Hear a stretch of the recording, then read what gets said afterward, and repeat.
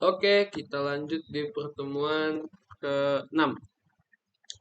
Jadi pertemuan ke-6 ini Bapak RF membahas mengenai penyelidikan lapangan hidrogeologi. Nah, penyelidikan lapangan hidrogeologi ini merupakan kegiatan pengumpulan data di lapangan untuk memahami karakteristik air tanah suatu area. Data ini sangat krusial, teman-teman, baik dalam berbagai proyek seperti pembangunan, eksplorasi sumber daya air, dan mitigasi bencana. Tujuannya itu untuk pemetaan aquifer. Jadi kita bisa mengidentifikasi keberadaan, sebaran, dan karakteristik aquifer atau lapisan pembawa air. Yang kedua, penentuan kualitas air tanah.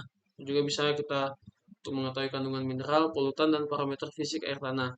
Yang ketiga, evaluasi kuantitas air tanah. Itu bisa menentukan potensi debit air yang dapat diambil dari aquifer. Yang terakhir itu analisis risiko.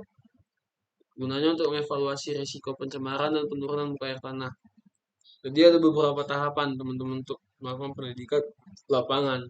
Yang pertama itu tuh studi literatur dan peta. Jadi kita mengumpulkan data sekunder seperti peta geologi, topografi, penggunaan lahan, dan data hidrologi sebelumnya. Yang kedua itu kita melakukan survei geologi, melakukan pengamatan langsung terhadap singkapan batuan, struktur geologi, dan jenis tanah. Yang ketiga itu kita melakukan survei geofisika. Itu kita gunakan metode geofisika, misalnya resistivitas, elektromagnetik, geolistrik. Nah, untuk kita ketahui kondisi bawah permukaan tanpa perlu melakukan pengeboran. Yang keempat, kalau memang itu nggak bisa, kita melakukan pengeboran. Itu kayak membuat lubang bor untuk mengambil sampel batuan dan air tanah serta melakukan uji pompa. Kelima itu pengujian lab untuk kita analisis sampel batuan yang sama air tanah yang kita ambil tadi. Terus yang keenam itu pengukuran hidrometri.